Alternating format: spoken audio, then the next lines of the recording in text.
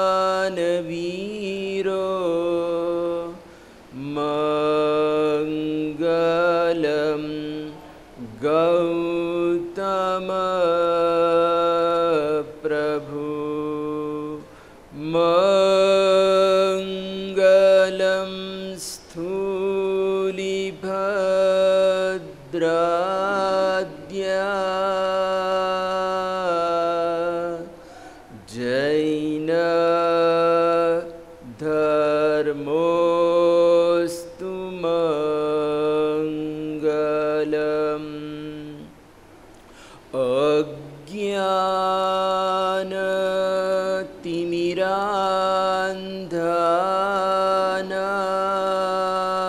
अज्ञानतिमिरान्धानां ज्ञानाञ्जनशलाकया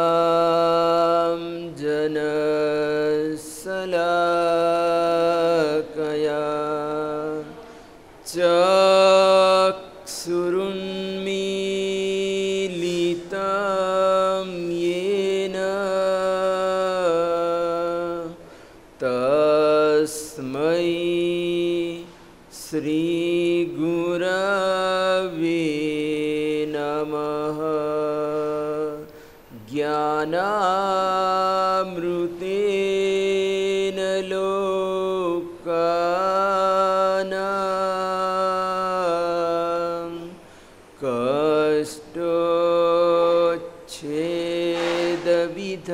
कष्टोच्छेदविधायिने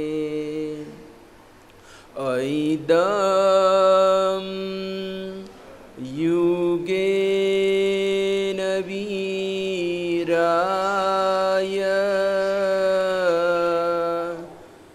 नमो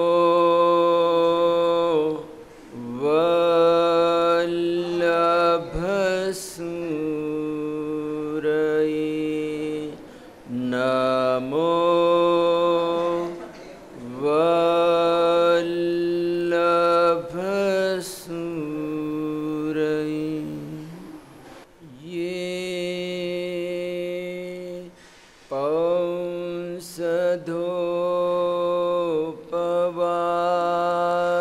पौंसधोपवासेन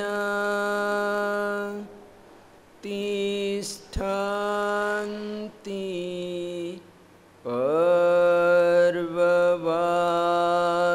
पर्ववासरे अन्तिम इव राजर्षे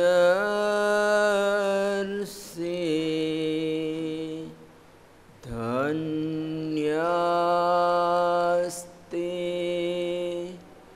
गृहीणोऽपि।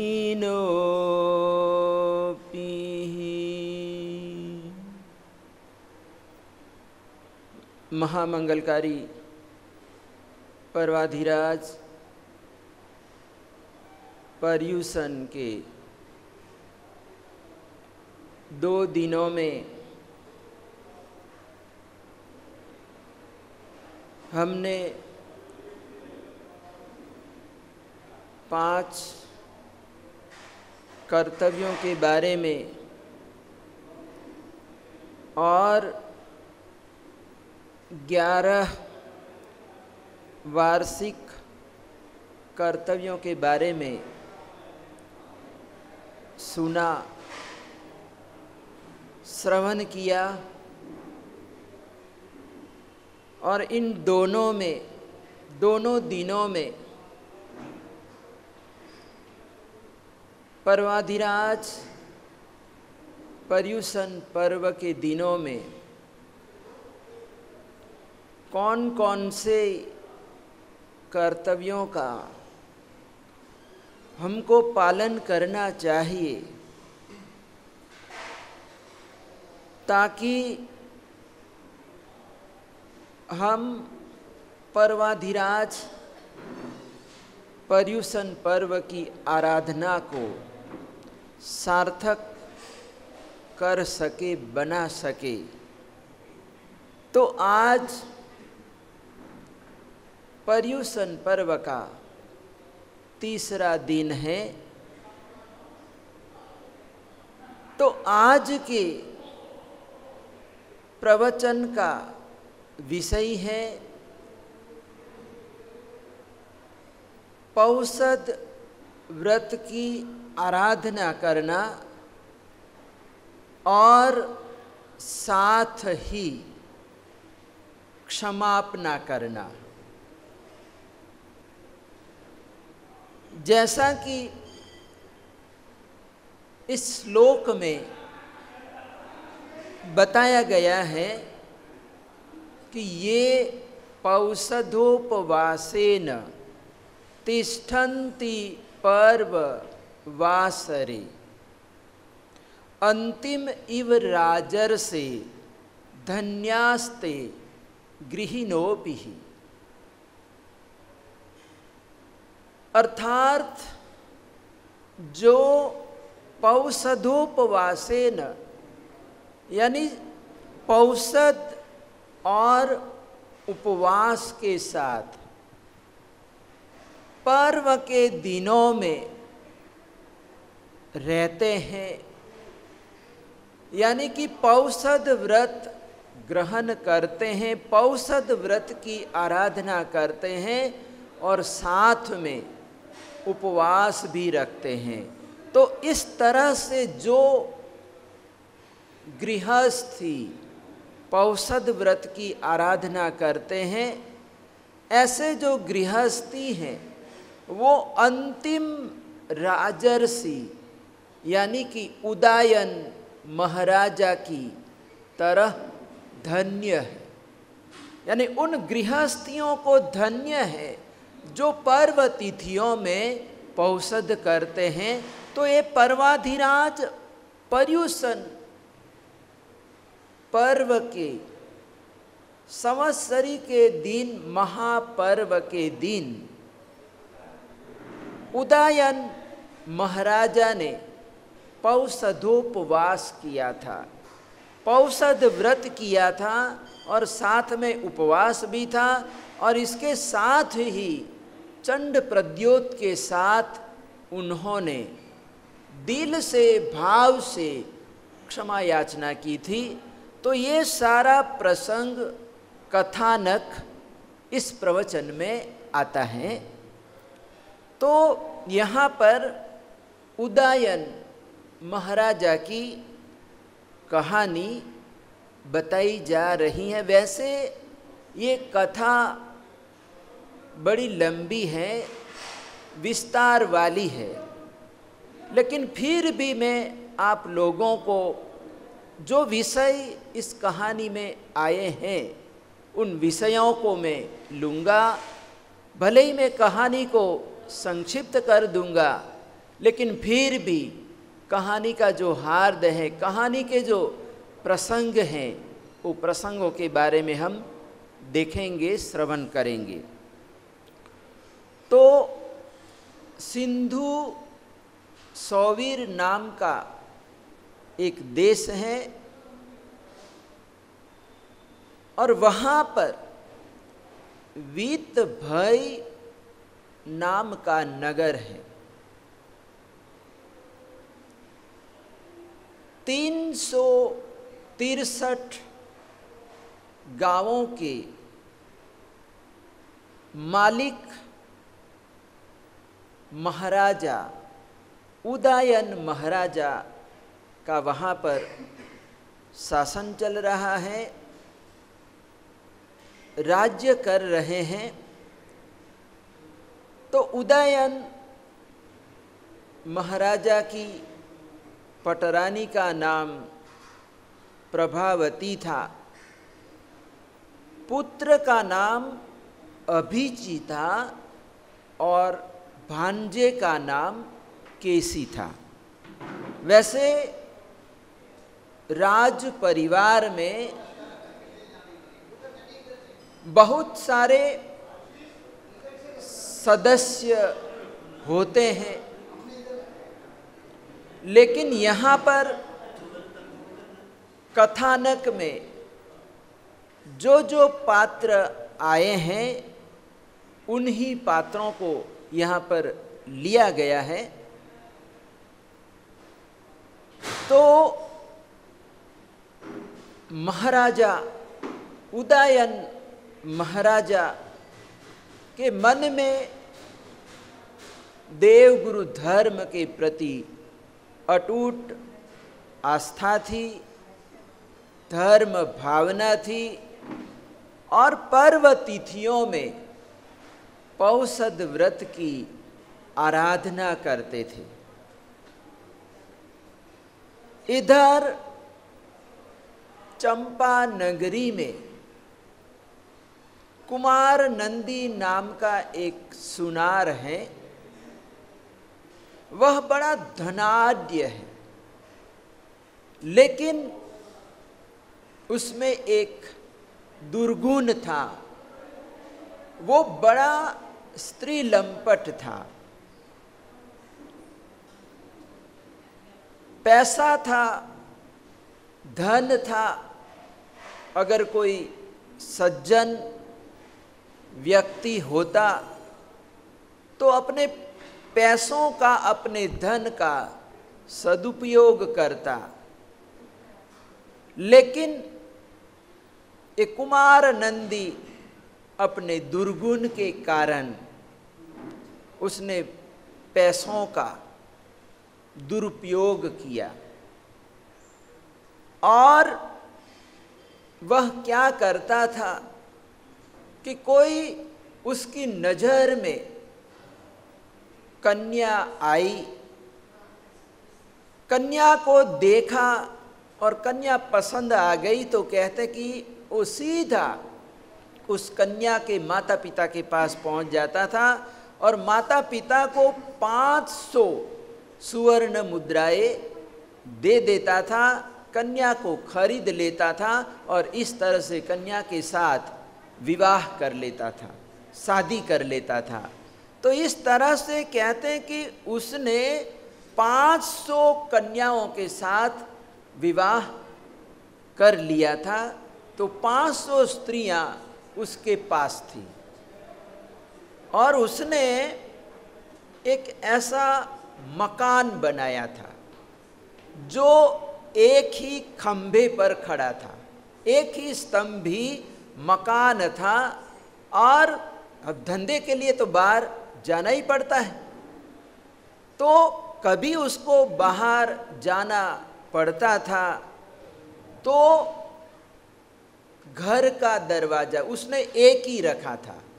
कहीं बाहर जाना होता तो लॉक करके जाता था, चाबी अपने पास रखता था। 500 स्त्रियों को कैदियों की तरह ही वो रखता था, क्योंकि मतलब उसको हमेशा शंका बनी रहती थी कि कहीं बाहर चली जाएगी, इधर उधर चली जाएगी, तो इसलिए डर के मारे, भय के मारे कहीं बाहर जाना होता तो उसको अंदर ही रख के जाता था और इस तरह से उसका आना जाना चल रहा था।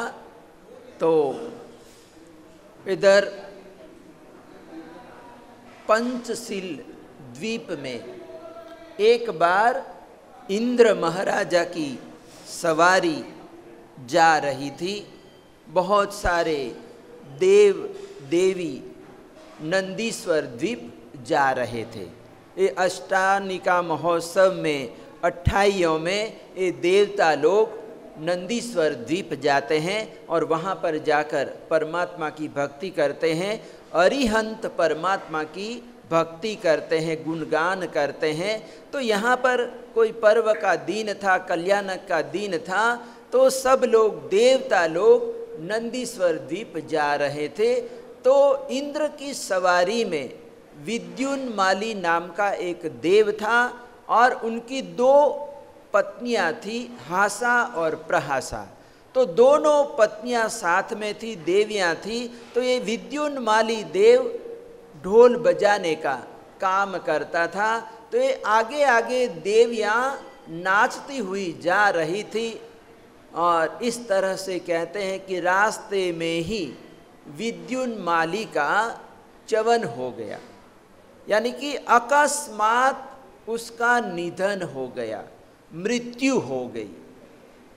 तो देवियों को बड़ा आघात लगा कि अरे अभी तो हमारी पूरी जिंदगी पड़ी है और ये बीच में ही हमारे पति देव हमको छोड़कर चले गए। तो वो बड़ी विषयाभिलाषी थी। उन्होंने देवलोक में देखा कि कोई ऐसा देव है जो हमारा पति बन सकता है, लेकिन उनकी नज़र में कोई भी नहीं आया। तो उन्होंने मृत्यु लोक में उपयोग लगाया, देखा तो उसकी नज़र में कुमार नंदी आया। कुमार नंदी को देखा और देखकर उन दोनों को लगा कि मात्र एक कुमार नंदी ही एक ऐसा व्यक्ति है जो हमारा पति हो सकता है। और ऐसा करके वो सीधी चंपा नगरी में आई, उसके मकान के अंदर आकर वो खड़ी हो गई। जैसे ही कुमार नंदी ने हासा और प्रहासा को देखा, देवियों को देखा और देखकर वो मोहित हो गया और वो पूछने लगा कि तुम कहाँ से आई हो, तुम कौन हो? तो उस समय देवियाँ कहती हैं कि हम आपके लिए ही आई हैं। उन्होंने क्या कहा कि हम आपके पास आपके लिए ही आई है। तो वो कहता कि तो फिर ठीक है, अंदर चलिए, मेरे साथ संगम करो, समागम करो, मैं आपके साथ समागम करना चाहता हूँ। तो उस समय देवियों ने कहा कि अगर आप हमारे साथ रहना चाहते हैं, संगम करना चाहते हैं, तो पंचशील द्वीप आइए, वहाँ पर आपकी मनोकामना पूर्ण होगी। और ऐसा करके वो वहाँ से चली गई, आकाश में अंतर्धान हो गई। और इधर कुमार नंदी सीधा राजा के पास जाता है, राजा को नजराना देता है, उपहार देता है और प्रार्थना करता कि राजन, मैं पंचशील द्वीप जाना चाहता हूँ, तो आप अपने नगर में घोषणा करवाइए, डांडी पिटवाइए, ढिंडोरा पिटवाइए कि इस तरह से कोई व्यक्ति मुझे पंचशील द्वीप ले जाएगा, उसको मैं 1 करोड़ सुवर्ण मुद्राएं दूंगा। कितनी? 1 करोड़ सुवर्ण मुद्राएं मैं दूंगा जो भी व्यक्ति ले जाएगा। तो राजा ने अपने नगर में ढिंडोरा पिटवाया कि अगर किसी की इच्छा हो तो ये कुमार नंदी को पंचशील द्वीप जाना हो और उसके बदले में 1 करोड़ सुवर्ण मुद्राएं मिल जाएगी। तो नगर में सब लोग सुनते हैं और उस नगर में एक वृद्ध नाविक रहता था।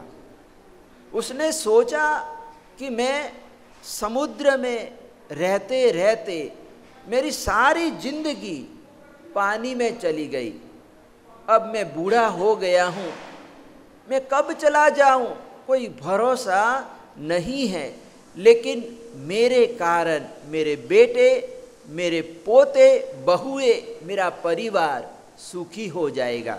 और ऐसा करके वो सीधा कुमार नंदी के पास पहुंचा और कहा कि मैं आपको ले जाऊंगा। तो कुमार नंदी ने कहा कि बहुत अच्छी बात है, खुशी की बात है। और उसी समय कुमार नंदी ने 1 करोड़ सुवर्ण मुद्राएं उसके परिवार को दे दी और शुभ मुहूर्त में दोनों प्रस्थान करते हैं, समुद्री यात्रा प्रारंभ करते हैं। कई दिन गुजर जाते हैं। एक दिन नाविक कहता है कि कुमार नंदी, सामने चट्टान दिखाई दे रही है क्या? तो बोला कि हाँ, मुझे चट्टान दिखाई दे रही है और ये चट्टान के ऊपर एक वट वृक्ष है, बड़ा पेड़ है, घटादार पेड़ है और उस पेड़ की शाखाएं झुकी हुई हैं। क्या दिखाई दे रहा है क्या? पेड़ की शाखाएं, पेड़ की शाखाएं, सब कुछ दिखाई दे रहा है क्या? तो कहता कि हाँ, मुझे पेड़ भी दिखाई दे रहा है और उस पेड़ की शाखाएं, झुकी हुई शाखाएं भी मुझे दिखाई दे रही हैं। तो नाविक ने कहा कि तुम ऐसा करना कि ये जो अपना जहाज है, जैसे ही वहाँ पर पहुँचे तो तुम उछलकर पेड़ की शाखाओं को पकड़ लेना, लटक जाना, मेरी चिंता मत करना। मैं तो बूढ़ा हो गया हूँ, मेरे से उछला नहीं जाएगा। तो तुम तो जवान हो, तुम उछल कर डालियों को पकड़ लेना, शाखाओं को पकड़ लेना और पेड़ पर चढ़ जाना। क्या करना? पेड़ पर चढ़ जाना और रात्रि में वहाँ पर विश्राम के लिए भारंड पक्षी आते हैं और उन भारंड पक्षियों के 3 पैर होते हैं। कितने? 3 पैर होते हैं और 2 पैर से तो चलते हैं, 1 पैर उसका खाली रहता है। तो तुम ऐसा करना कि वो भारंड पक्षी के 1 पैर के साथ रस्सी से अपने शरीर को बांध लेना, अच्छी तरह से जकड़ कर बांध लेना और उस पक्षी को अच्छी तरह से पकड़ के चिपट जाना। क्या करना? चिपट जाना, कहीं ऐसा न हो पक्षी उड़े और तुम नीचे गिर जाओ। तो अच्छी तरह से पक्षी को पकड़ लेना, बांध भी लेना। और ये जो पक्षी हैं वो सुबह सुबह में पंचशील द्वीप जाते हैं और इस तरह से आपको वहाँ पर पहुँचा देंगे। और जैसा नाविक ने बताया वैसा ही उसने सब किया और पंचशील द्वीप वो कुमार नंदी पहुँच गया। अब वहाँ पर वो जाकर पहुँचकर घर ढूंढता है कि हासा और प्रहासा का घर कहाँ पर, क्योंकि उन्होंने कोई एड्रेस वगैरह तो कोई दिया नहीं था। बस पंचशील द्वीप आना, तो पंचशील द्वीप वैसे ही बहुत बड़ा था, लेकिन ढूंढते ढूंढते उनको घर मिल गया, देवियों का आवास मिल गया। देवियों के घर वो पहुंच जाता है और वहां पर पहुंचकर अपनी वो मनोकामना प्रकट करता है।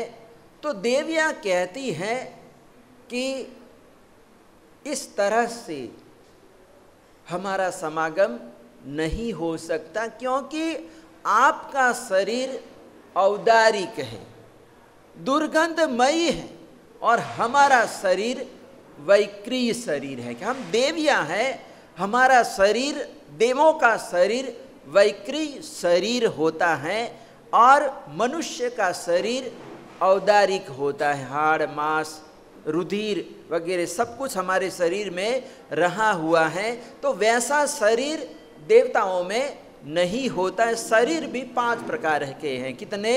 शरीर के 5 प्रकार है। औदारिक, वैक्रियाहारक, कार्मन, तेजस कार्मनानी, शरीरानी।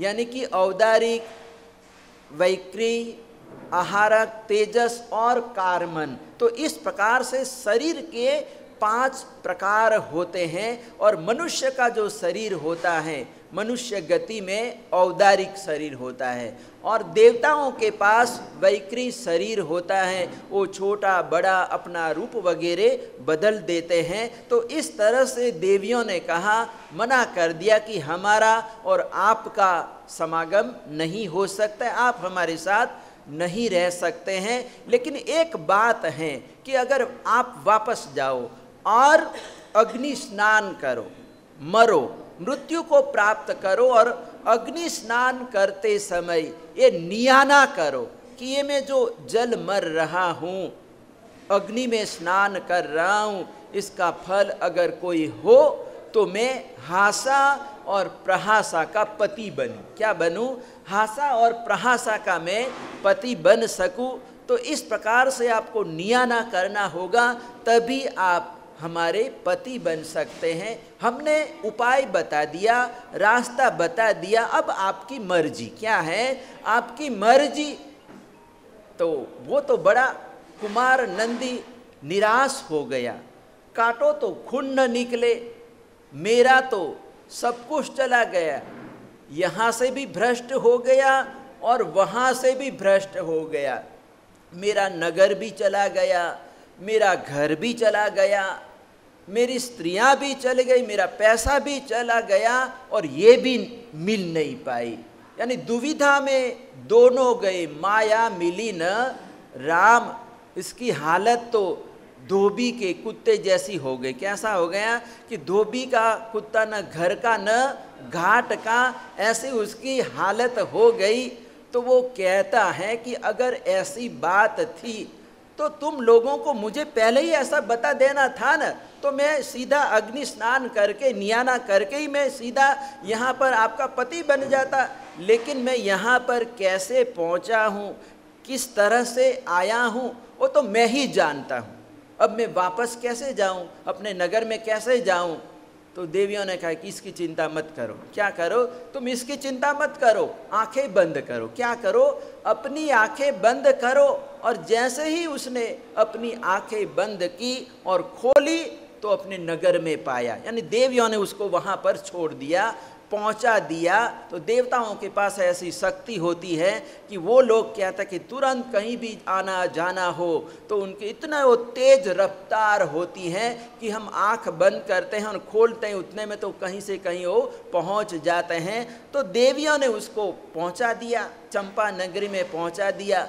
लेकिन देवियों के प्रति उसका जो राग भाव हो गया था, मोह दशा हो गई थी कि उसने नगर में कहते हैं कि जैसे देवियों ने कहा वैसे मत उन्होंने नियाना कर लिया। उसने एक चीता रचाई और वहाँ पर पूरे गांव के लोग इकट्ठे हो गए कि कुमार नंदी जल मरने जा रहा है, यानी जिंदा आदमी अग्नि में ऐसे मर रहा है। और वो लोगों को सबको पता चल गया, तो लोग उसको समझाने के लिए आने लगे कि ये तो क्या कर रहा है, अग्नि में जल मरना, अग्नि स्नान करना, वो कितना कठिन काम है, कितनी वेदना होती है, पीड़ा होती है। कोई आदमी आत्महत्या करता है, अग्नि स्नान करता है, अपनी इच्छा से करता है, लेकिन जब वो आग लग जाती है, बॉडी पर, शरीर पर लग जाती है, तो वो बुझाने की कोशिश करता है। क्या करता है?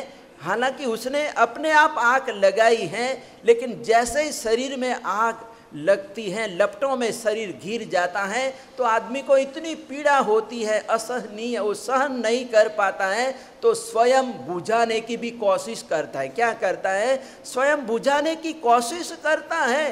तो ये कितनी इसमें पीड़ा होती है, कितना दर्द होता है। और ये तू छोड़ इसको, इसके हितैषी लोग वगैरह सब उसको समझा रहे हैं। तो नगर में उसका एक मित्र था, दोस्त था, वो अच्छा धर्मात्मा दोस्त था, जिसका नाम नागिल था। क्या था? नागिल था, वो श्रावक था। क्या था? श्रावक था, जैन धर्म का वो पालन करता था। और उसका ये मित्र था, तो उसको पता चला, नागिल को पता चला, तो वो दौड़ा दौड़ा आया और उसने अपने मित्र को समझाया। वो कल्याण मित्र था, तो समझाया कि ये तू क्या कर रहा है, गलत कर रहा है, कि अगर तेरे को देवियाँ ही चाहिए, देव गति चाहिए, तो तू तपस्या कर, आराधना साधना कर। लेकिन ये जो देवियाँ हैं ये तो नीच कुल की है, नीच जाति की है, तो नीच देव बनेगा। अगर तू आराधना साधना करके देव बनेगा तो बड़ा देव बनेगा, उच्च कुल का देव बनेगा। लेकिन अगर इस तरह से अग्नि स्नान करके मरेगा तो नीच जाति का तू देव बनेगा और तेरे को ढोल बोल बजाना पड़ेगा। क्या करना पड़ेगा? ढोल वगैरह बजाना पड़ेगा, नाचना पड़ेगा, कूदना पड़ेगा, ये सब करना पड़ेगा। मेरी बात तू मान, मेरी बात तू सुन। लेकिन उसने कहा कि मैं अभी अभी जिन देवियों को देख के आया हूँ, मिल के आया हूँ, प्रत्यक्ष मैंने देखा, तो प्रत्यक्ष और परोक्ष की कौन इच्छा भरोसा करे, मैं तो उन्हीं देवियों का पति बनूंगा, यानी हासा और प्रहासा का ही पति बनूंगा। तो इस प्रकार से उसको बहुत समझाया, लेकिन समझाने पर भी वो समझा नहीं और उसने अग्नि स्नान कर लिया, नियाना किया कि मैं हासा और प्रहासा का मैं पति बनूं। तो इस प्रकार से नियाना के अनुसार वो वहाँ पर जन्म लेता है, विद्युन्माली नाम का देव बनता है, हासा और प्रहासा का वो पति बनता है। एक दिन इंद्र महाराजा को नंदीश्वर द्वीप जाना था। इंद्र महाराजा की सवारी थी, सभी देवताओं को आज्ञा की गई कि सभी को चलना है, महोत्सव में जाना है, परमात्मा की भक्ति करने के लिए हम सभी को चलना है, जाना है। तो ये हासा और प्रहासा यानी कि विद्युन्माली को भी इंद्र की तरफ से आदेश हुआ कि आपको भी चलना है, भक्ति महोत्सव में चलना है, आपको ढोल बजाना है। वो दोनों पत्नियां हासा और प्रहासा, आगे गीत नाच गान नाचती हुई चलेगी। तो इस तरह से देवियों ने अपने पतिदेव के गले में ढोल डाल दिया। क्या किया? ढोल डाल दिया और कहा कि पतिदेव आप ढोल बजाना और हम आपके आगे नाचती हुई हम चलेगी। तो जबरदस्ती, उसकी इच्छा नहीं थी, ढोल बजाने की उसकी इच्छा नहीं थी, क्योंकि पूर्व भव में वो एक बड़ा सेठ था। क्या था? बड़ा सेठ था।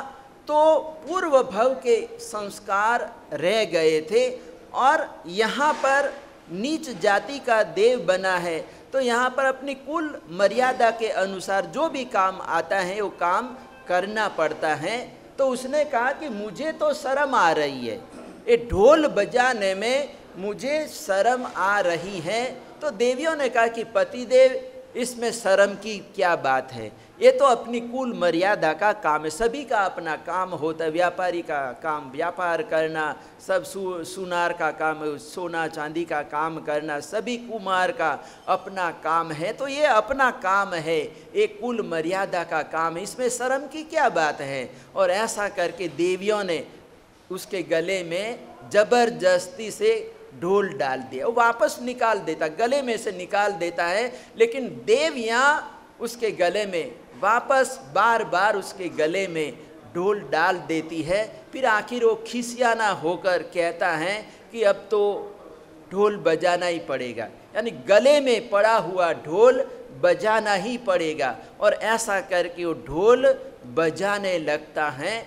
और इधर जो नागिल था, वो नागिल को वैराग्य हो गया कि अरे मैंने इसको इतना समझाया, लेकिन मेरी बात एक भी बात उसने मानी नहीं और इस तरह से अग्नि में जल मरा, तो मेरे को अब दीक्षा ले लेनी है। उसको वैराग्य हो गया कि मतलब संसार कैसा है कि यहाँ पर लोग ये विषयाभिलाषी होते हैं और विषयों के कारण लोग क्या क्या नहीं कर देते हैं। यहाँ पर ये मेरे मित्र ने मेरी बात नहीं मानी, ऐसा करके उन्होंने तुरंत दीक्षा ले ली थी और दीक्षा लेकर चारित्र का पालन करके वो देव बने थे, उच्च जाति के देव बने थे। और इस सवारी में वो भी शामिल थे, वो भी आए हुए थे।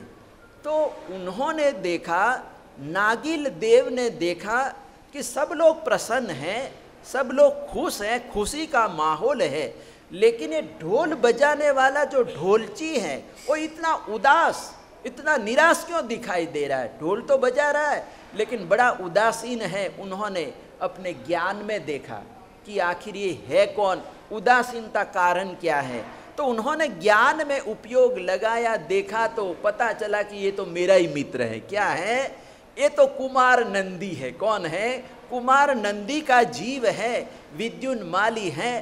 तो वो देवता ढोल बजाने वाले यानी विद्युन्माली के पास आता है और पूछता है कि आपने मेरे को पहचाना क्या? तो विद्युन्माली कहता कि आप तो बड़े देवता हैं, आपको कौन नहीं जानता है, आपको कौन नहीं पहचानता है, यानी सब लोग आपको जानते। नहीं नहीं, अपने ज्ञान में देखो कि मैं कौन हूँ। तो उस समय उन्होंने उपयोग लगाया, विभंग ज्ञान में उपयोग लगाया, तो पता चला कि अरे रे ये तो मेरा मित्र नागिल है। क्या है? ये नागिल हैं और उन्होंने मेरे को इतना समझाया। अगर उस समय इसकी बात मैंने मान ली होती तो आज मुझे ढोल बजाना नहीं पड़ता। क्या कहें? आज मुझे ढोल बजाना नहीं पड़ता। तो वो कहता है कि मैंने भारी गलती कर दी, लेकिन अब इसका उपाय क्या है, अब मेरा कल्याण कैसे हो सकता है? तो उस समय उन्होंने बताया कि देवता लोग भक्ति कर सकते हैं वगैरह। तो आप ऐसा करिए कि अभी इस समय महावीर स्वामी काउसक मुद्रा में खड़े, उनको दीक्षा लेनी थी, लेकिन नंदीवर्धन ने कहा कि भैया अभी अभी माता पिता का स्वर्गवास हुआ है और आप भी चले जाएंगे, आप भी दीक्षा ले लेंगे, तो मेरा क्या होगा? यानी आप जैसे घाव में नमक छिड़क रहे हैं तो थोड़ा समय रुक जाइए। तो अपने भाई के कहने पर, विनंती पर महावीर प्रभु 2 वर्ष और रुक गए हैं और वो पौषध में काउसक मुद्रा में खड़े हैं। तो आप वहाँ पर जाइए और जिस मुद्रा में परमात्मा खड़े हैं, महावीर प्रभु खड़े हैं, और उसी हिसाब से आप देखिए और मूर्ति बनाइए। क्या बनाइए? मूर्ति बनाइए, महावीर प्रभु की मूर्ति बनाइए और उसके मतलब आप निर्माण करोगे, भराओगे, मूर्ति भराओगे, तो इससे आपको सम्यक दर्शन का लाभ होगा, सम्यक दर्शन की प्राप्ति होगी। बाकी देवता लोग आगे कुछ बढ़ नहीं सकते, समुचित सम्यक दर्शन प्राप्त कर सकते हैं, लेकिन चारित्र वगैरह नहीं ले सकते हैं, व्रत वगैरह ग्रहण नहीं कर सकते हैं। बस इतना ही एक उपाय है।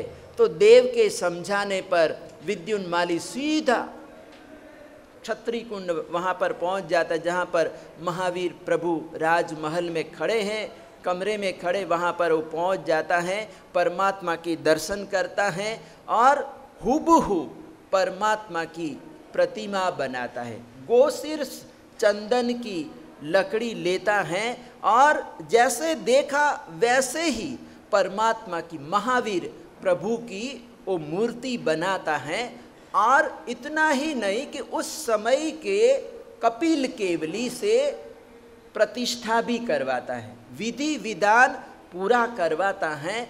और अब देवता है तो मूर्ति को कहाँ रखना, तो पेटी में वो मूर्ति को रख देता है। और कोई व्यापारी था और व्यापारी के बहुत सारे जहाज फंसे हुए थे, वो चल नहीं रहे थे। तो ये देवता ने आकर कहा कि ये भगवान की पेटी है, परमात्मा की पेटी है और ये आपको ले जाना है, आप रखिए।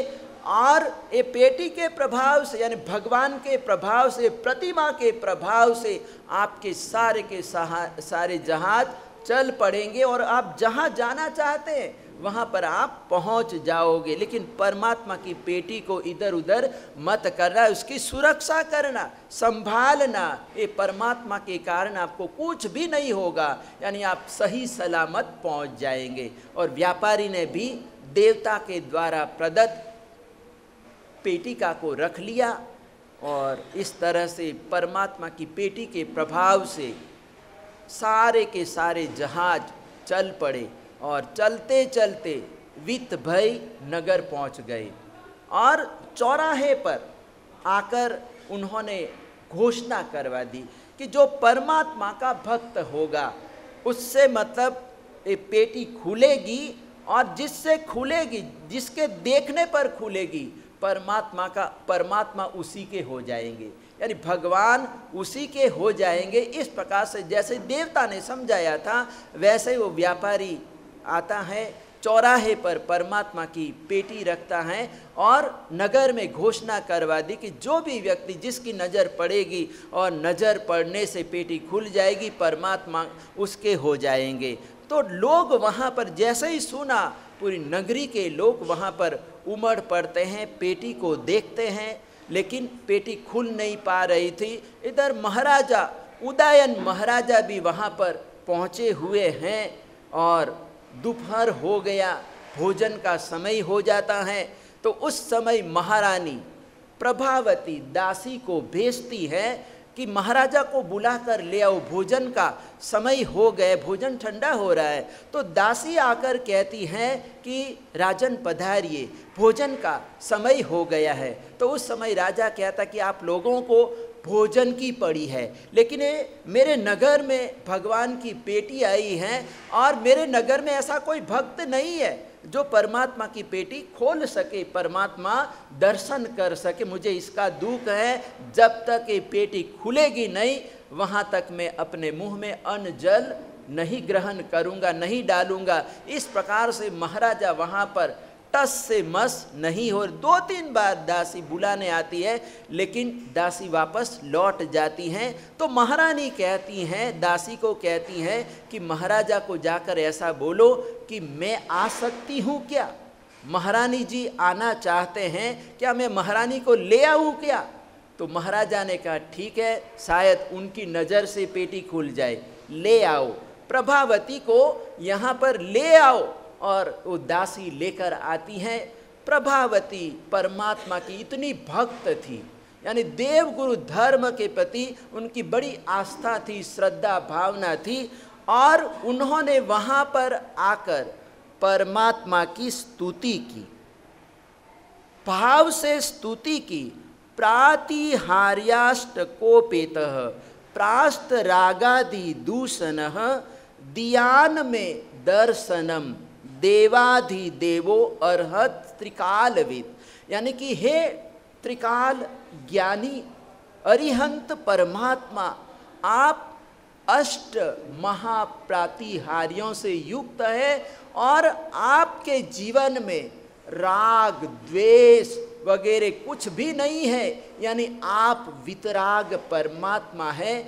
हे वितराग परमात्मा, मुझे दर्शन दीजिए, मुझे दर्शन दीजिए। तो इस प्रकार से उन्हें स्तुति की और कुसुमांजलि उछाली, चावल वगैरह पुष्प उछाले, और कहते कि उसके देखने मात्र से, दर्शन करने मात्र से पेट ही खुल जाती है, और सभी नगर जनों को परमात्मा के दर्शन होते हैं, जय जयकार हो जाती है, जय जय महावीर प्रभु। इस तरह से लोग वीर परमात्मा की जय जयकार करने लगते हैं। और महाराजा ने मूर्ति का, परमात्मा की मूर्ति का नगर प्रवेश करवाया, एक मंदिर का निर्माण किया, और उस मंदिर में परमात्मा को, श्रमण भगवान महावीर स्वामी को विराजमान किया, यानी जीवित स्वामी की प्रतिमा को विराजमान किया। और इस प्रकार से अब यहाँ पर महाराजा और प्रभावती महाराज, जैसे विशेष करके प्रभावती परमात्मा की सेवा पूजा तीनों टाइम, सुबह दोपहर शाम, अष्टप्रकारी पूजा आरती वगैरह करना, सब कुछ, मतलब पूरा दिन ये प्रभावती महारानी परमात्मा की भक्ति में, सेवा भक्ति में ही मतलब वो अपना समय बिता रही थी। तो इस तरह से मतलब यहाँ पर होता है, और महाराजा भी होते। तो एक दिन क्या होता है कि मतलब महाराजा और प्रभावती, महाराजा वीणा बजा रहे थे, प्रभावती नाच रही थी। तो उस समय क्षण भर के लिए महारानी राजा को दिखाई नहीं देती है, और उस समय वीणा बजाते बजाते रंग में भंग पड़ जाता है, और इधर महारानी का नाचना भी बंद हो जाता है। तो उस समय महारानी पूछती हैं कि आपने वीणा बजाना बंद क्यों किया?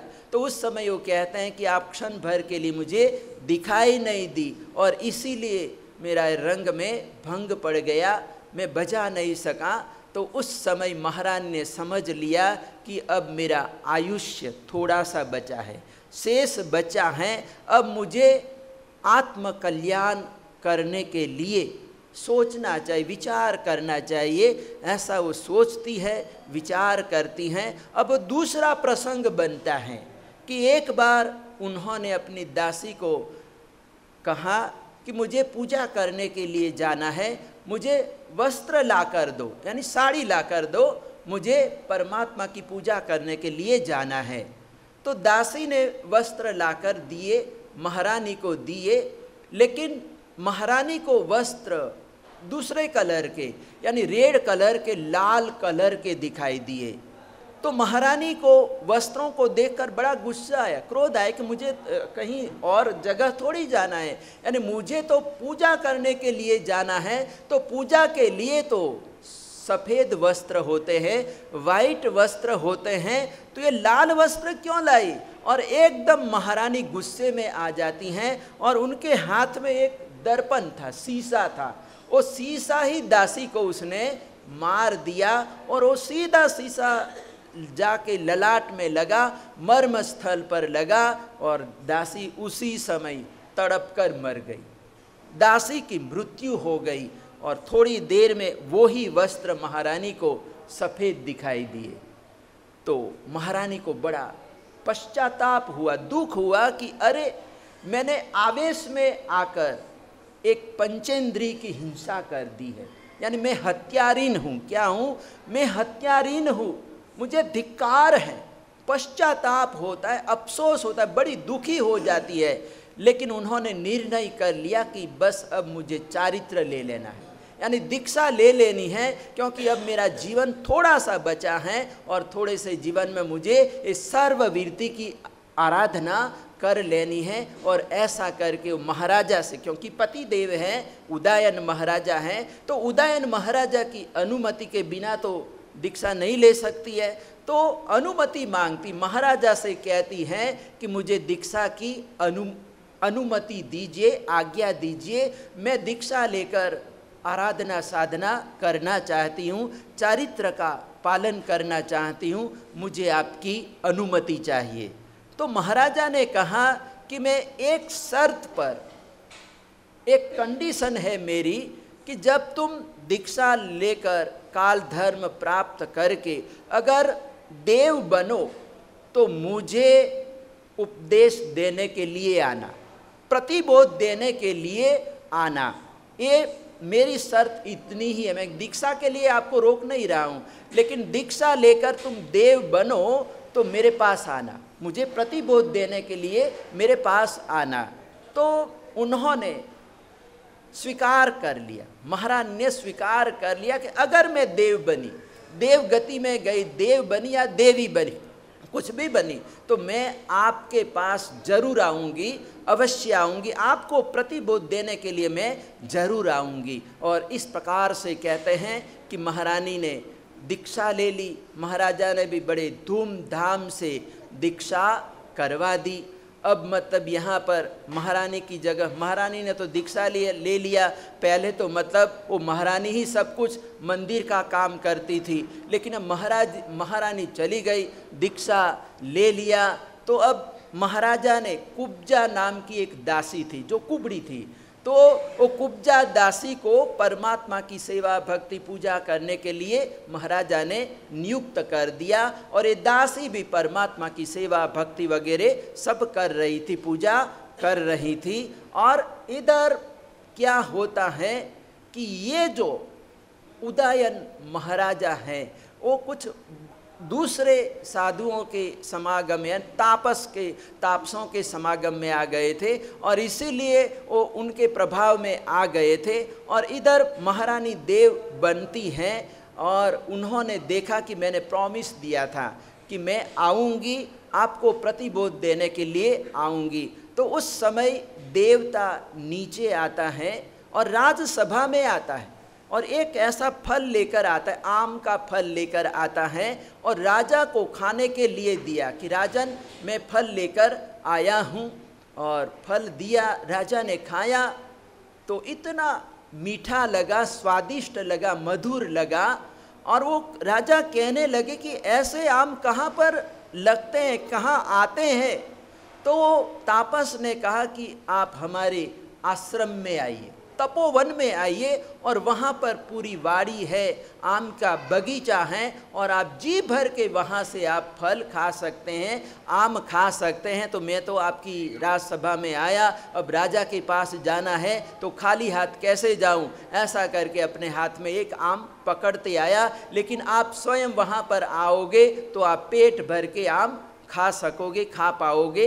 तो अगर आपकी इच्छा है तो आप पधारिए, आप चलिए। तो तापस के कहने से, वो देवता तापस बना हुआ है और तापस के कहने से मतलब वो राजा चल पड़ते, तापस के पीछे पीछे चल पड़ते हैं। और जैसे ही राजा वहाँ पर पहुँचा और वो आम के फलों को तोड़ने लगा तो वहाँ पर और भी बहुत सारे तापस थे और वो तापस जैसे ही वो राजा तोड़ने लगा उसको मारने के लिए कुल्हाड़ी वगैरह लेके मारने के लिए दौड़ पड़े।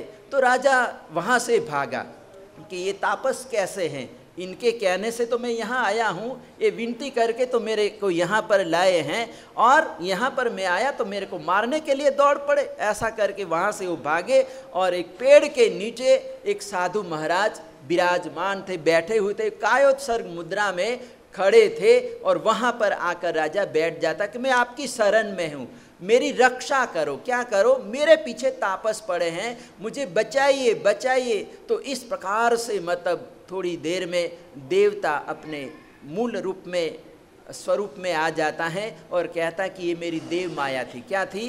ये मेरी देव माया थी। तो इस प्रकार से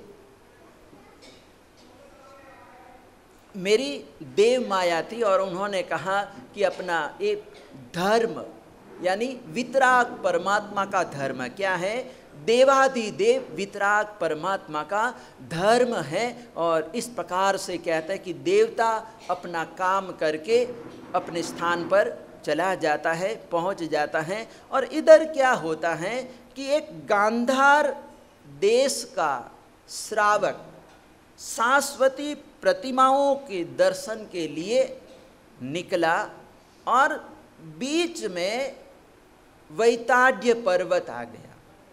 तो वैताड्य पर्वत को लांघ कर जाना असंभव था, मुश्किल था, लेकिन उसकी तमन्ना थी कि मुझे शाश्वत प्रतिमाओं के दर्शन करना है। तो वहीं पर वो बैठ जाता है और तपस्या करता है। क्या करता है? तपस्या करता है, उपवास करता है।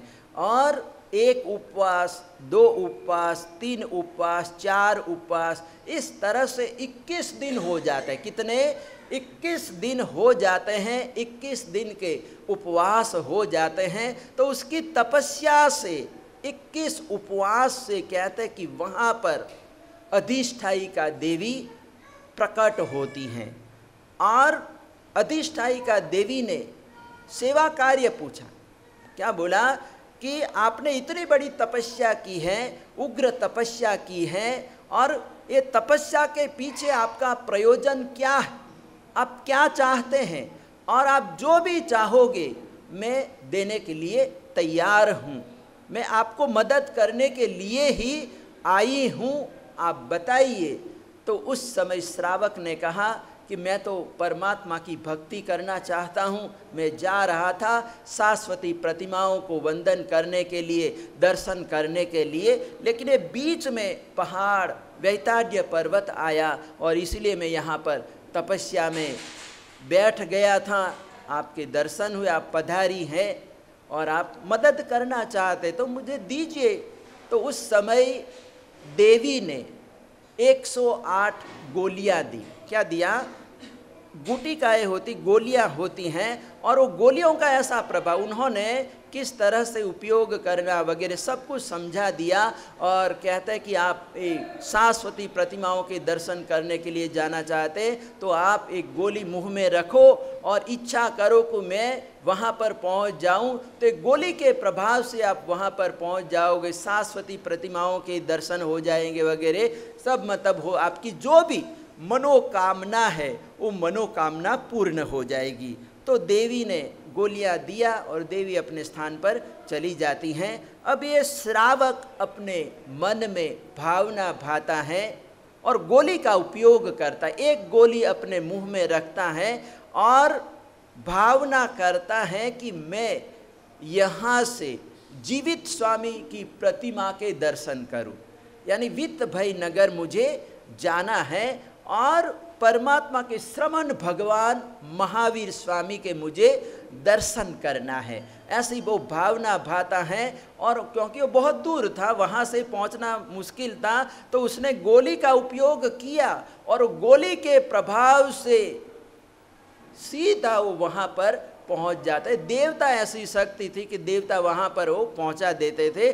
तो गोली मुँह में रखी और गोली के प्रभाव से श्रावक वित्त भई नगर पहुंच जाता है और वहाँ पर जाकर वो सेवा पूजा वगैरह कुछ दिन वहाँ पर ठहरता है, रुकता है और परमात्मा की सेवा पूजा, अष्ट प्रकारी पूजा वगैरह सब कुछ मतलब वहाँ पर वो आराधना साधना कर रहा है। तो इस शरीर का भी कोई भरोसा नहीं होता है, कब ठीक होता है, कब बीमार पड़ जाए। तो बीच में श्रावक बीमार पड़ जाता है, अस्वस्थ हो जाता है। तो ये तो परदेसी था, कोई यहाँ तो इसको कोई जानता नहीं था, लेकिन एक उपजा दासी ने से श्रावक की बड़ी सेवा की। यानी बीमारी में कि बीमार है, यहाँ पर बाहर से आए हैं और इसके साथ दूसरा कोई व्यक्ति नहीं है, तो कुब्जा दासी ने अपना कर्तव्य समझकर भक्ति से उस श्रावक की सेवा की और उसकी सेवा से श्रावक स्वस्थ भी हो गया, ठीक हो गया। तो श्रावक सोचता है कि मैं मरते मरते बचा हूँ, यानी बस मरने वाला था, लेकिन ये दासी ने मेरे को बचा लिया, कुब्जा ने मेरे को, अगर इसने सेवा नहीं की होती तो मैं शायद चला जाता, मर जाता, लेकिन ये मरते मरते मैं बचा हूँ, तो मुझे दीक्षा ले लेनी चाहिए। क्या करना चाहिए? मुझे दीक्षा ले लेनी चाहिए। और ऐसा करके दीक्षा की तैयारी करता है, वहाँ पर सबको बताता है कि मुझे दीक्षा लेनी है, तो दीक्षा की तैयारी होती, महोत्सव की तैयारी होती है। अब इस श्रावक के पास 108 गोलियां हैं। कितनी? 108 गोलियां हैं। तो अब ये गोलियों को मैं क्या करूँगा?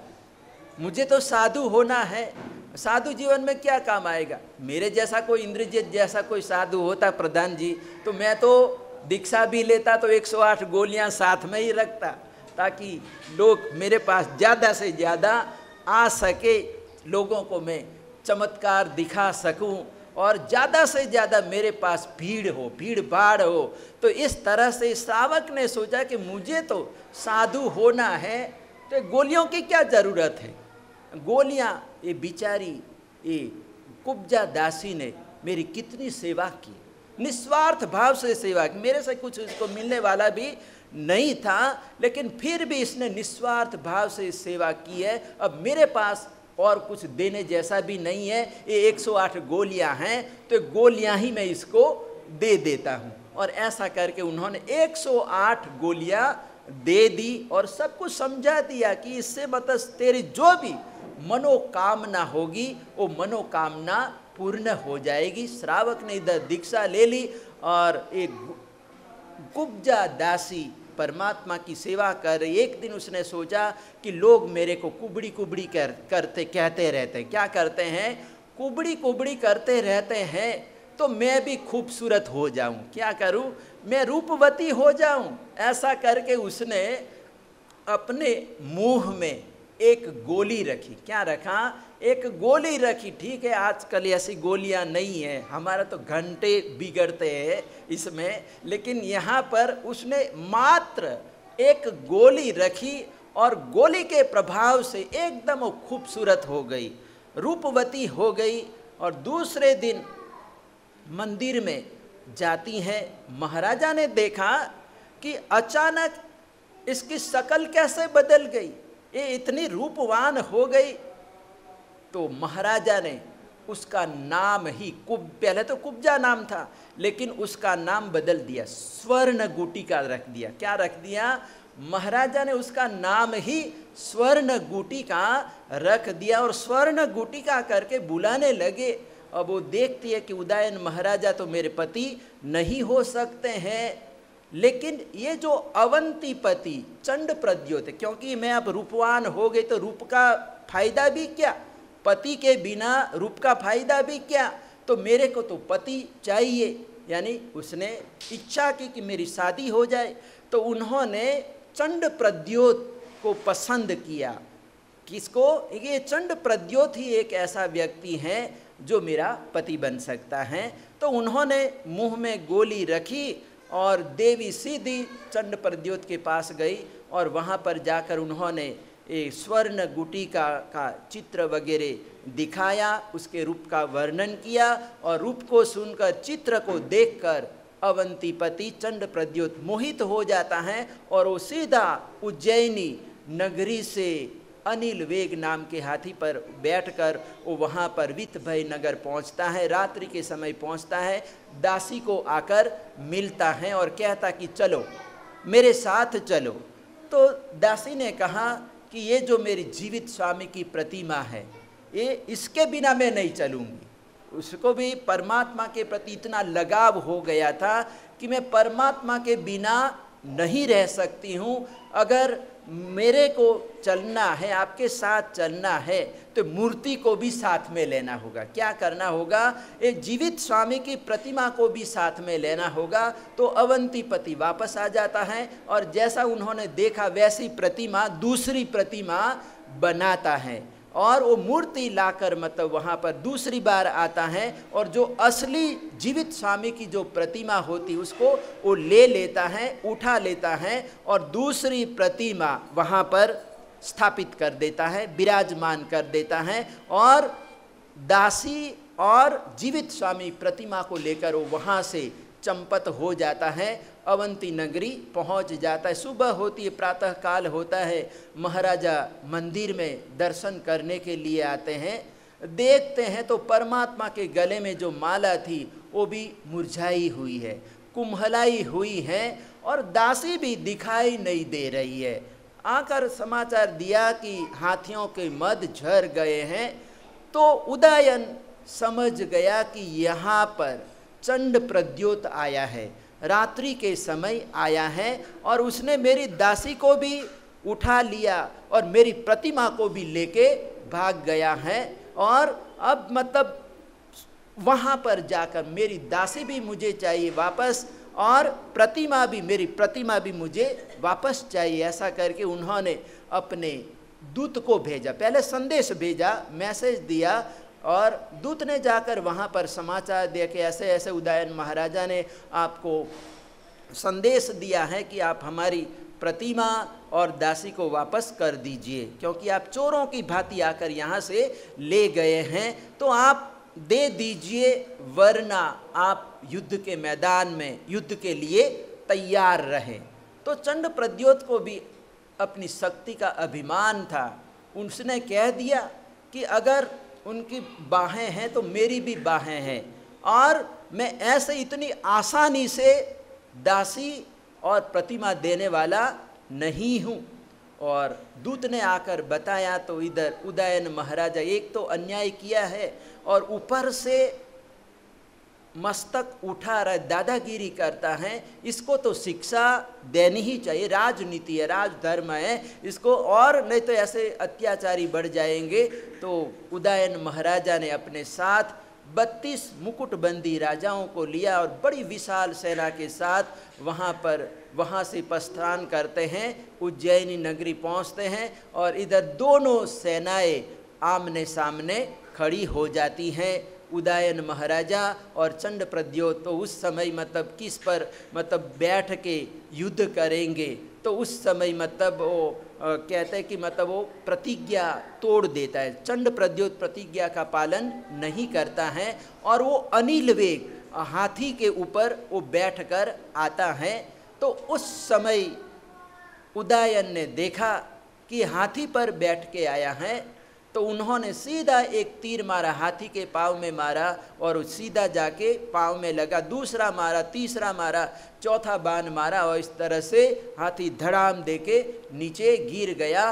और इशारा किया, उदयन महाराजा ने अपने सैनिकों को इशारा कर दिया कि इसको बंदी बना लो, गिरफ्तार कर लो। तो चंड प्रद्योत को गिरफ्तार कर लिया गया, और फिर मतलब दासी को और मूर्ति को भी मतलब वो तो दासी तो आने के लिए तैयार नहीं हुई, और वो मूर्ति भी मतलब इस तरह से उठाने लगा। तो उस समय आकाशवाणी हुई कि आपका नगर नष्ट होने वाला है, धूल की वृष्टि होने वाली है, इसलिए आप मूर्ति को यहीं पर रहने दीजिए, यानी अवंती नगरी में ही आप रहने दीजिए, वहाँ पर ले जाने की कोई ज़रूरत नहीं है, क्योंकि भविष्य में आपके नगर का क्या होने वाला है, वहाँ पर वृष्टि होने वाली, धूल की वृष्टि होने वाली है, नष्ट हो जाएगा नगर, बचेगा नहीं, बस्ती नहीं रहेगी, इससे अच्छा है कि यहाँ पर ही रहे। तो इस प्रकार से उदयन महाराजा चंड प्रद्योत को बंदी बनाकर लेकर अपने देश की ओर चल पड़ते हैं, और चलते चलते चौमासा आ जाता है, पर्युषण पर्व आ जाता है। तो पर्युषण पर्व के दिन, इस संवत्सरी के दिन उदयन महाराजा पोषद करते हैं, और साथ ही उपवास है। तो हर रोज भोजन बनाया जाता था। तो उदयन महाराजा ने रसोइये को बुलाकर कहा कि आज मेरा उपवास है, आज संवत्सरी है, मेरा उपवास है, मुझे भोजन करना नहीं है, तो तुम जाकर चंड प्रद्योत को जाकर पूछ लो कि क्या खाना है, भोजन में क्या बनाऊं, और जो वो कहे वो तैयार करके उनको खिला दो, भोजन करवा दो।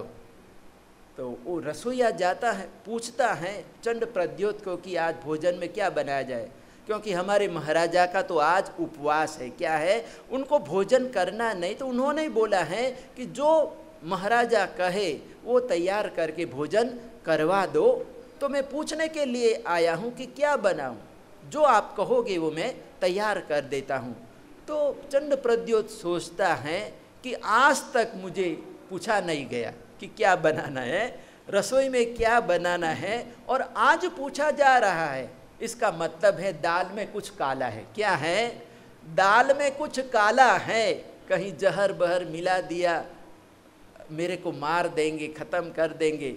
तो चंड प्रद्योत ने कहा कि अगर महाराजा का उपवास है तो मेरा भी उपवास है। चंड प्रद्योत ने कहा कि महाराजा का उपवास है, उदयन जी का उपवास है, तो मेरा भी उपवास है। आज संवत्सरी है। क्या है? आज संवत्सरी का दिन है, तो मैं भी उपवास ही करूँगा। क्या करूँगा? मेरा भी उपवास है। तो इस प्रकार से रसोई ने आके वापस बता दिया कि उन्होंने कहा कि मैं भी उपवास करूँगा। तो उदयन महाराजा ने सोचा कि ये तो मेरा साधर्मिक भाई हो गया। क्या हो गया? कि मैंने उपवास किया, इसने भी उपवास किया, तो ये तो मेरा साधर्मिक बंधु हो गया, और मुझे अभी संवत्सरी प्रतिक्रमण करना है। क्या करना है? संवत्सरी प्रतिक्रमण करना है। ठीक है, इसने मेरे साथ अन्याय किया है, मेरी दासी को उठा लिया, मेरी प्रतिमा को उसने चुरा लिया, और राजनीति राजधर्म के अनुसार मुझे युद्ध भी करना पड़ा, लड़ाई करनी पड़ी। लेकिन अब वो दासी भी मिलने वाली नहीं है और मूर्ति भी मिलने वाली नहीं है, तो फालतू में मैं इसके साथ वैर भाव रख के क्या कर, दुश्मना और शत्रुता रख के क्या करना है। और ये पर्युषण, ये पर संवत्सरी जैसा महापर्व, और मैं जाकर मिच्छामी दुक्कड़म मांग लेता हूँ। यानी चंड प्रद्योत के साथ उदयन महाराजा आते हैं और कहते हैं कि मुझे माफ़ कर दीजिए कि आपने मेरी दासी को उठाया, प्रतिमा को ले आए, और इसलिए मेरे को आपके साथ युद्ध करना पड़ा, तो मुझे माफ़ कर दीजिए, मैं क्षमा चाहता हूँ। आज संवत्सरी हैं, मैं आपको क्षमाता हूँ। क्या करता हूँ? मैं आपको क्षमाता हूँ, मुझे आप क्षमादान दे, मैं आपसे क्षमापना मांगता हूँ। तो उदयन महाराजा तो दिल से क्षमा याचना मांगते हैं, लेकिन ये चंड प्रद्योत दिल से मांगता नहीं। वो भी मिच्छामी दुक्कड़म तो बोलता है, कहता है कि मेरे ललाट पर आपने ये जो पट्टा यानी मम दासीपति ऐसा लिखवाया। क्या है? आपने मेरे ललाट पर ये ऐसा लिखा है। उसका ललाट भी इतना बड़ा था, और उस ललाट पर अक्षर खुदवा दिए थे, और उसमें उस पर ललाट पर लिखा था कि मम दासीपति, यानी मेरी दासी का ये पति है। क्या है? मेरी दासी का ये पति है। तो ये जो आपने अक्षर गढ़वाए लिखवाए है, उसके ऊपर कोई पट्टी जैसा आप लगवा दीजिए, और मैं आपसे मिच्छामी दुक्कड़म मांगता हूँ। तो उदयन महाराजा ऊपर इसके ऊपर एक पट्टी लगा देते, उसको ढक देते। क्या करते हैं? ढक देते हैं। और इस प्रकार से यहाँ पर दोनों क्षमा याचना मांगते हैं, लेकिन एक दिल से मांगने वाला उदयन महाराजा आराधक बनता है, और चंड प्रद्योत भी मिच्छामी दुक्कड़म मांगता है, लेकिन दिल से मांगता नहीं है, तो वो विराधक बनता है। क्या बनता है? विराधक बनता है। तो इस प्रकार से ये कहानी आगे भी चलती है। आगे मतलब उदयन महाराजा दीक्षा की भावना भाते हैं कि अगर महावीर पधार जाते हैं तो मैं दीक्षा ले लूँगा। क्या करूँगा? मैं दीक्षा ले लूँगा। और संयोग की बात है कि सुबह प्रातः काल में महावीर प्रभु वहाँ पर पधार जाते हैं, अपने भक्त का उद्धार करने के लिए परमात्मा वहाँ पर पहुँच जाते। सिंधु सोवीर देश बड़ी विहार यात्रा करके वहाँ पर पहुँचते हैं, और इस तरह से उदयन महाराजा की भावना परिपूर्ण होती। परमात्मा के कर कमलों द्वारा उदयन महाराजा की दीक्षा होती है। जब वो दीक्षा ले रहे थे तो दीक्षा से पहले उन्होंने सोचा कि मतलब राजेश्वरी नरकेश्वरी, यानी राजा नरक में जाता है, तो उन्होंने अपने बेटे को राजगद्दी नहीं दी, अपने भांजे को राजा बनाया, उसका राज्याभिषेक किया, बाद में दीक्षा ली। और इस प्रकार से बाद में कहते हैं कि मतलब वो महाराज जी वापस नगर में आते हैं, तो प्रधान ने, मंत्री ने राजा के कान भर दिए कि ये अपना राज्य वापस लेने के लिए आए हैं। क्या हैं? ये अपना राज वापस लेने के लिए आए हैं। और इस प्रकार से कहते हैं कि उनको दही ये दही खाते, क्या करते हैं, उनको रोग हो गया था, तो रोग में देवता ने आकर कहा था कि आप दही का सेवन करें। क्या करें, दही का सेवन करें तो इससे आप ठीक हो जाएंगे।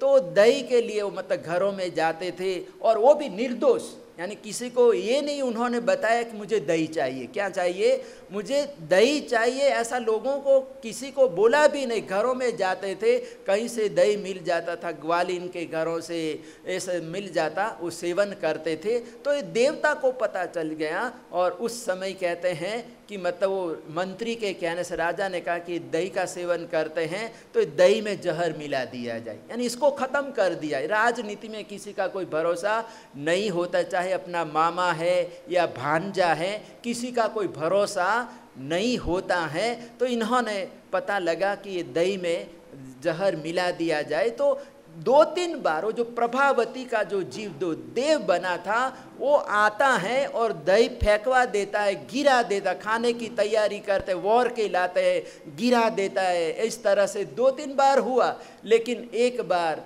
देवता ने सोचा कि अब तो ऐसा नहीं होगा ना, 2-3 बार ऐसा हो गया तो अब तो जहर मतलब दही में जहर नहीं मिलाएंगे। ऐसा करके देवता ने इतना ध्यान नहीं दिया, और इधर मतलब इन्होंने दही में जहर मिला दिया। इस तरह से मतलब सेवन कर लिया दही का, से दही खा लिया। और कहते हैं कि फिर भी कहते हैं कि वो अनशन ग्रहण करते हैं, लगभग 30 दिन तक वो रहते हैं, और फिर मृत्यु को प्राप्त करते, केवल ज्ञान प्राप्त करते हैं और मोक्ष में जाते हैं। तो ये उदयन महाराजा की कथा है, पूरी कथा है। और इस कथा का जो हार्द है, जो मुख्य विषय है, वो पर्युषण पर्व की आराधना, संवत्सरी की आराधना, पौषध व्रत की आराधना, पौषधोपवासेन, यानी कि साथ में पौषध और पौषध के साथ उपवास, यानी पौषध व्रत में उपवास करके चंड प्रद्योत महाराजा के साथ उदयन महाराजा ने क्षमा याचना की। तो हमको भी इसी तरह से जैसे उदयन महाराजा ने संवत्सरी पर्व की आराधना की, वैसे ही हमको भी पौषध करना है। पौषध करोगे ना संवत्सरी के दिन, किस दिन, संवत्सरी के दिन पौषध। उपवास तो है ही है, लेकिन उपवास के साथ पौषध भी लेना है। क्या करना है, पौषध भी लेना है, क्योंकि यहाँ पर शास्त्रकार भगवंत ने कहा कि ये पौषधोपवासेन तिष्ठन्ति पर्व वासरे अंतिम इव राजर से धन्यास्ते गृहिणोपि ही, यानी जो पौषध व्रत लेते, पर्व तिथियों में जो पौषध व्रत की आराधना करते हैं, वो अंतिम राजर्षि उदयन महाराजा की तरह वे गृहस्थी धन्य है। क्या है, वो धन्य है। मैंने ये उदयन महाराजा के बारे में पहले भी आप लोगों को बताया कि अंतिम राजर्षि, यानी कि जो राजा होकर जो दीक्षा लेता है उसको राजर्षि बोलते हैं। क्या बोलते हैं, राजर्षि बोलते हैं। तो भगवान महावीर स्वामी के पास बहुत सारे राजाओं ने दीक्षा ली थी, चारित्र अंगीकार किया था, लेकिन उदयन महाराजा के बाद, उदयन राजा के बाद किसी भी राजा ने परमात्मा के शासन में दीक्षा नहीं ली, और इसीलिए उदयन महाराजा को अंतिम राजर्षि माना जाता है। तो अपना समय पूरा हुआ, 10:30 बज रहे, तो अपने वक्तव्य को मैं यहीं पर विराम देता हूँ। डॉक्टर इंद्रजीत जी महाराज साहब के मुखारबिंद से पिछले 3 दिनों से अष्टानिका प्रवचन चल रहा है, जिसका आज यहाँ पर समापन हो गया। कल से कल्प सूत्र की वाचना आरंभ हो जाएगी। अभी सुबह मंदिर में कल्प सूत्र बुलाने का लाभ जिस भाग्यशाली लाभार्थी परिवार श्री सुरेश जैन, स्वीटी जैन पंचकूला वाले, उन्होंने लिया है, वो सुबह कल्प सूत्र पूरे संघ के साथ बैंड बाजे के साथ गुरुदेव को बुलाएंगे, और उसके बाद कल से कल्प सूत्र की वाचना आरंभ हो जाएगी। वो मतलब सब उसके वो 5 रह गए, अभी बोल दूँ? हैं? हाँ, समय है। तो वो कल्प सूत्र कल जब बढ़ाया जाएगा, उसके बाद 5 ज्ञान की पूजा होती है। जो सबसे पहले 5 किस्म का ज्ञान बताया गया है, मति ज्ञान, श्रुत ज्ञान, अवधि ज्ञान, मनाप्रव ज्ञान, वो केवल ज्ञान। तो सबसे पहले वो मति ज्ञान का मतलब है जो अपनी इंद्रियों से हम ज्ञान प्राप्त करते हैं उसको मति ज्ञान कहते हैं। तो सबसे पहले उसकी नकल रख देते हैं, जहाँ आप कैसे सभी चाहते हो कर देते हैं। तो जो भी परिवार वो लाभ लेगा वो सबसे पहले ज्ञान की पूजा करेगा गुरुदेव के पास। हाँ, तो मति ज्ञान के लिए बोलिए, रुपयों में है ये। हाँ जी बोलो। हैं 2100 रुपया मति ज्ञान के लिए 2100। हाँ जी बोलिए। सबसे पहले जो ज्ञान की बोली वो है मति ज्ञान, तो मति ज्ञान के लिए 2100। हाँ जी बोलिए। 2100 एक बार, 2100 दो बार, जल्दी जल्दी बोलिए, इसमें हमने वो समय नहीं लेना। हाँ जी 2100 एक बार, 2100 दो बार, 2100 ढाई बार, 2100 तीन बार। बोल भगवान महावीर स्वामी की जय। हमारे कोषाध्यक्ष है जहाँ पे बैठे हैं, दिखाई तो दे नहीं रहे। ये कौन नाम लिखेगा? दर्शन जी आप नाम लिख लेना, कॉपी ले लो, नाम लिख लेना है। किन आप जपेन जी आपका नाम है? हाँ, रूपल जी, जपेन जी परिवार मति ज्ञान की। दूसरा है श्रुत ज्ञान। श्रुत ज्ञान यानी के आगमों का, शास्त्रों का, जहाँ जो श्रुत मैंने जो सब सुना हुआ ज्ञान है उसको श्रुत ज्ञान कहते हैं। तो उसकी यहाँ पर हाँ जी श्रुत ज्ञान का बोलिए कितने? 2100 दर्शन मेहता। हाँ जी कोई और है? 2100 श्रुत ज्ञान की पूजा का 2100 एक बार, 2100 दो बार, 2100 तीन बार। बोल भगवान महावीर स्वामी की जय। तीसरा अवधि ज्ञान। अवधि ज्ञान मतलब जो इंद्रियों के अलावा ज्ञान होता है उसको अवधि ज्ञान कहते हैं। जैसे इंट्यूशन कह सकते हैं आप। तो अवधि ज्ञान हाँ जी 2100। कोई और है अवधि ज्ञान के लिए? हाँ जी अवधि ज्ञान 2100 ध्रुवल बोरा, 2100 एक बार, 2100 दो बार, 2100 तीन बार। चलिए अब अवधि ज्ञान के बाद है मनाप्रय ज्ञान। इनका लिख लीजिए जी। जिग्नेश चंदन, पिंकी चंदन। हाँ जी कोई और बोलना चाहता है बता दे, बाद में ना कहे। हाँ जी हो गया। अब केवल ज्ञान लास्ट का जीके जैन, इंदू जैन 2100 रुपया। हाँ जी बोलिए, एक बार, दो बार, तीन बार। चलिए तो आज की प्रूफ होना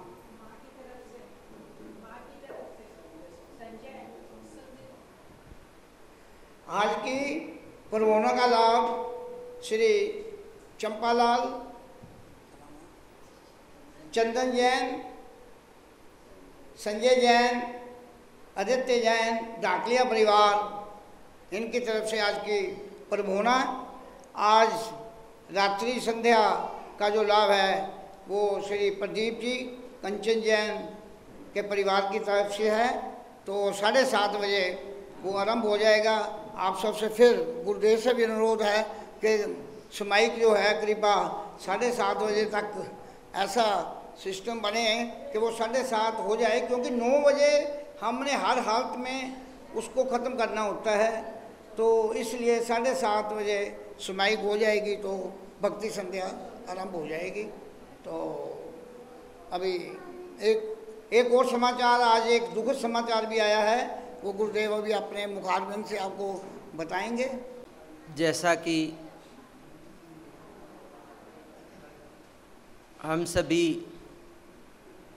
जानते हैं कि हमारे परम वंदनीय परम तारक पूज्यपाद पंजाब केसरी आचार्य भगवंत श्रीमद विजय वल्लभ सुरीश्वर जी महाराजा के समुदायवर्ती साधु साध्वी भगवंत विशेष करके पंजाब पधारते हैं और यहाँ पर पधार कर चातुर्मास करके लोगों को लाभ देते हैं। तो ऐसे हमारे साध्वी जी भगवंत प्रवर्तिनी साध्वी श्री अभय श्री जी महाराज, जो एक बड़े तपस्वी साध्वी जी भगवंत थे और उनके बारे में हमने सुना है। हमने चातुर्मास भी साथ में किया है, साध्वी जी महाराज के साथ, अभय श्री जी महाराज के साथ 2 चातुर्मास हमने किए, एक थाना एक भिवंडी। तो इस तरह से हमने उनको अच्छी तरह से देखा और उन्होंने अपने जीवन में, ये हम दातुन करते हैं ना, मंजन करते हैं, कॉलगेट वगैरह करते हैं, तो उन्होंने कभी किया ही नहीं, यानी अपने मतलब मंजन वगैरह कुछ भी मतलब किया नहीं। लेकिन फिर भी उनके जो दांत थे, महाराज जी के दांत, यानी इतनी बड़ी अवस्था में भी एक भी दांत नहीं गिरा था, इतने मजबूत दांत उनके थे महाराज जी के। तो ऐसे प्रवर्तिनी साध्वी श्री अभय श्री जी महाराज की शिष्याएँ कल्पज्ञा श्री जी महाराज यहाँ लगभग पंजाब प्रांत में लुधियाना, अम्बाला, मलेरकोटला जैसे संघों में उन्होंने चातुर्मास करके बहुत धर्म की जागृति, बहनों में धर्म की जागृति लाई है, सभी को जगाया है। तो ऐसे साध्वी जी महाराज का चातुर्मास, कल्पज्ञा श्री जी महाराज का चातुर्मास होशियारपुर श्री संघ में चल रहा था और हमने सुना भी होगा कि वहाँ पर हमारे साध्वी जी, एक नए साध्वी जी बने लुधियाना के, मंगलमाला श्री जी। उन्होंने 42 उपवास की बड़ी तपस्या, उग्र तपस्या की है। तो ऐसे हमारे साध्वी जी महाराज, वारी सेना श्री जी महाराज जो बम्बई के थे, बम्बई में उनका परिवार रहता है, तो ऐसे वारी सेना महाराज भी लगभग 1-1.5 साल से उनकी तबीयत अस्वस्थ चल रही थी। तो आज सुबह सुबह हमारे प्रधान, मेरे को तो पता ही नहीं था, प्रधान जी ने आके मेरे को समाचार दिया कि ऐसे ऐसे समाचार आए हैं कि 4 बजे हमारे साध्वी जी वारी सेना श्री जी महाराज का काल धर्म हो गया है। तो ऐसे हमारे साध्वी जी महाराज, उन्होंने बहुत सुंदर चारित्र का पालन किया, बड़े तपस्वी थे, उग्र तपस्वी थे। आम्बिल की ओली, वर्धमान तप की ओलियाँ वगैरह उन्होंने बहुत आराधना की थी और कुछ वर्षों से पंजाब में मतलब लाभ दे रहे थे। तो ऐसे हमारे साध्वी जी भगवंत हमारे बीच नहीं रहे, तो उनकी याद में, उनकी स्मृति में हम श्रद्धांजलि के रूप में हम 12-12 नवकार गिनते, 12 नवकार।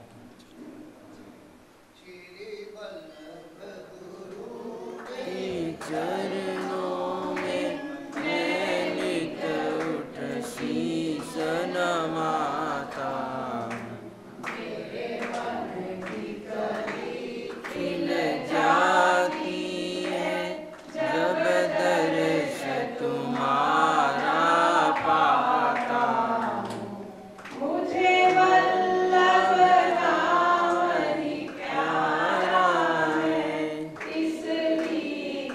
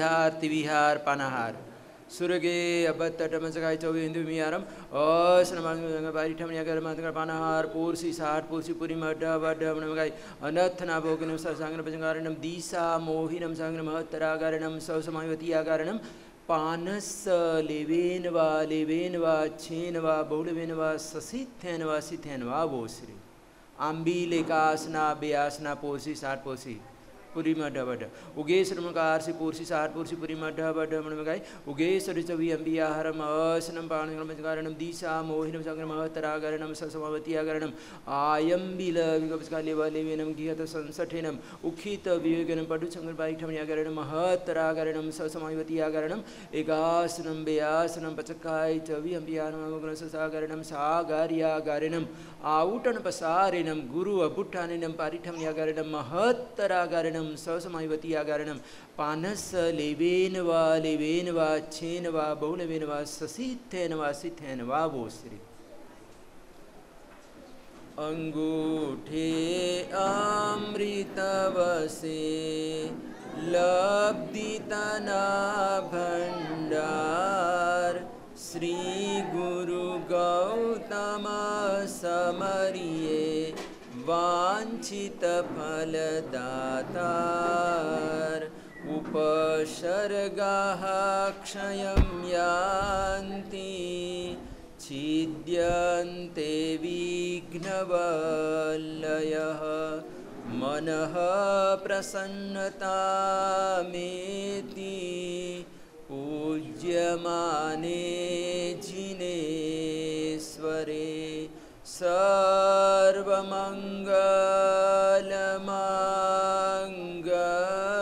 सर्वमङ्गलमाङ्गल्यं